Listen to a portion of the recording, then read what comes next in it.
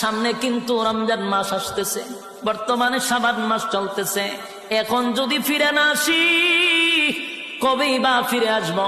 এই রহমতের মাস, বরকতের মাস চলে যাচ্ছে। এখন থেকে তওবা করা দরকার।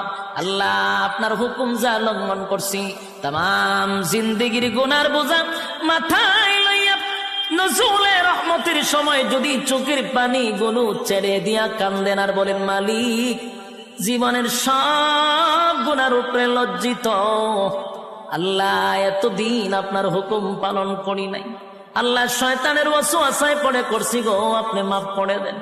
চোখের পানিগুলো ছেড়ে দিয়া যদি আল্লাহর দরবারে আপনি দরখাস্ত করেন, আমার আল্লাহ বলেন, বান্দারে যৌবনকালে যদি একবার ডাক দেস, আমি 70 বার বান্দা তোর ডাকে জবাব দিই।